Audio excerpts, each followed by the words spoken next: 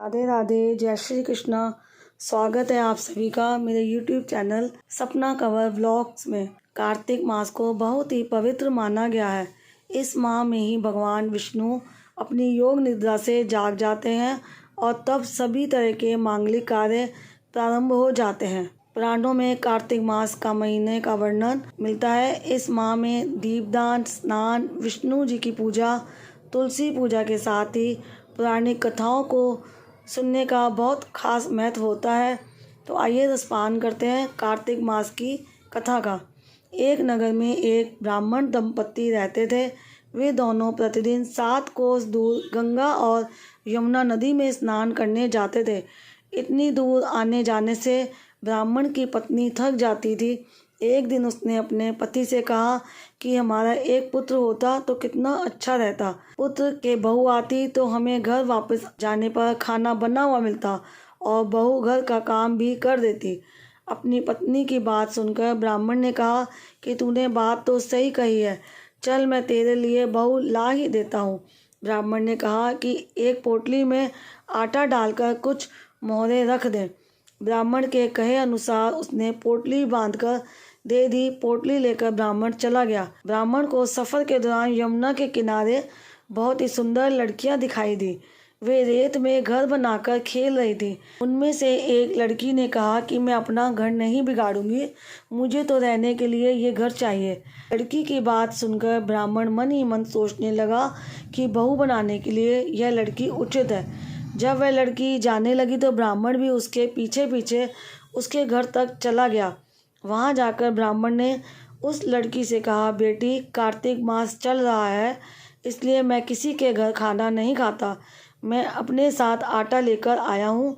तुम अपनी माता से पूछो कि क्या वह मेरे लिए आटा छानकर 4 रोटी बना देगी। यदि वह मेरा आटा छानकर रोटी बनाएगी तो ही मैं रोटी खा लूँगा। लड़की ने जाकर अपनी माँ को ये सारी बात बताई। माँ ने कहा, उचित है, जाकर ब्राह्मण देव से कह दो कि वह अपना आटा दे दे, मैं रोटी बना दूंगी।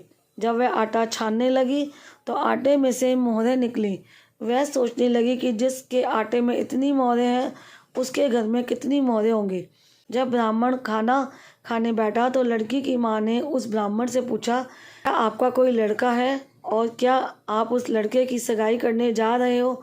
यह सुनकर ब्राह्मण ने कहा कि मेरा लड़का तो काशी में पढ़ने गया हुआ है, लेकिन यदि तुम कहो तो मैं खान कटोरे से विवाह करके तेरी बेटी को अपने साथ ले जाऊं।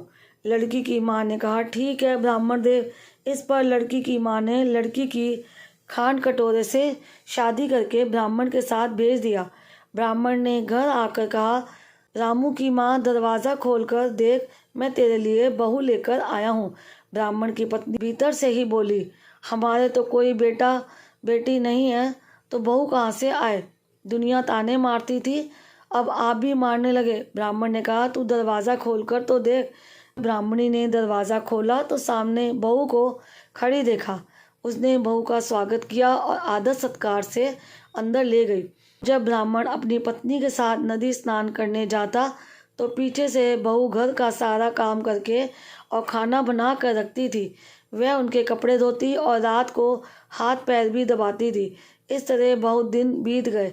ब्राह्मणी ने अपनी बहू से कहा कि बहू, कभी भी चूल्हे की आग मत बुझने देना और मटके का पानी ख़त्म मत होने देना। परंतु एक दिन चूल्हे की आग बुझ गई। देखकर बहू घबरा गई और भागी भागी अपनी पड़ोसन के पास गई और कहा कि मेरे चूल्हे की आग बुझ गई है, मुझे थोड़ी आग चाहिए। मेरे सास ससुर सुबह 5 बजे से गए हुए हैं, वह थके हुए घर आएंगे, इसलिए मुझे उनके लिए खाना बनाना है। यह सुनकर पड़ोसन ने कहा कि तू तो बावली है, मुझे ये दोनों मिलकर पागल बना रहे हैं। इनके कोई पुत्र नहीं है, ये निस्संतान है। बहू ने कहा, नहीं, ऐसा मत बोलो, इनका बेटा तो बनारस काशी में पढ़ने गया हुआ है। पर पड़ोसन ने कहा कि यह तुझे झूठ बोल कर लाए हैं, मेरी बात सच मान, इनके कोई बेटा नहीं है। अब बहू पड़ोसन की बातों में आ गई और कहने लगी कि अब आप ही बताओ मैं क्या करूं।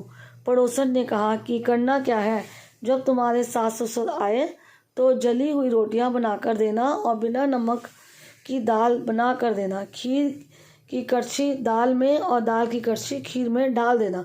पड़ोसन ने उसे अच्छे से सिखा पढ़ा दिया। फिर जब उसके सास ससुर घर आए तो उसने ना तो उनका आदर सत्कार किया, ना ही उनके कपड़े धोए। जब उसने सास ससुर को खाना दिया तो सास बोली, बहू आज ये रोटियां जली हुई क्यों हैं और दाल भी अलूनी है। तब बहू ने पलटकर कहा कि एक दिन ऐसा खा लोगे तो कुछ बिगड़ नहीं जाएगा तुम्हारा। सास ससुर को खरी खोटी सुनाकर वह फिर से पड़ोसन के पास गई और बोला कि अब आगे क्या करना है। पड़ोसन ने कहा कि अब तुम सातों कोठों की चाबी मांग लेना। अगले दिन जब भी स्नान करने के लिए जाने लगो तो बहू अड़ गई।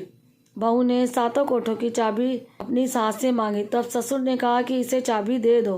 तब सास ने बहू को चाबी दे दी।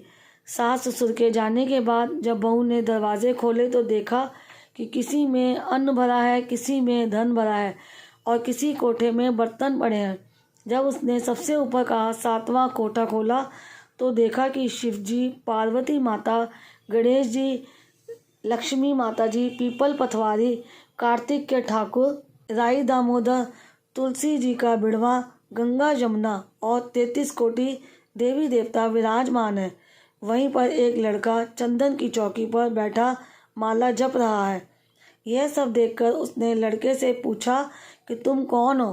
तब लड़का बोला कि मैं तेरा पति हूँ, अभी दरवाज़ा बंद कर दे, जब मेरे माता पिता आएंगे तब दरवाज़ा खोलना।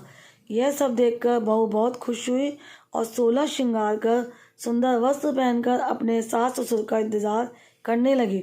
उसने अपने सास ससुर के लिए अच्छे अच्छे पकवान बनाए। जब उसके सास ससुर घर पर आए तो उसने उनका आदर सत्कार किया और प्रेम पूर्वक खाना बनाया और हाथ पैर भी दबाने लगी। पैर दबाते दबाते बहू ने कहा कि माँ, आप इतनी दूर गंगा यमुना स्नान करने के लिए जाती हो तो आप थक जाती हो, इसलिए आप घर पर ही स्नान क्यों नहीं करती हो। यह सुनकर सास कहने लगी कि बेटी, गंगा यमुना घर पर तो नहीं बहती है। तब उसने कहा कि माँ जी, बहती है, चलो मैं आपको दिखाती हूँ।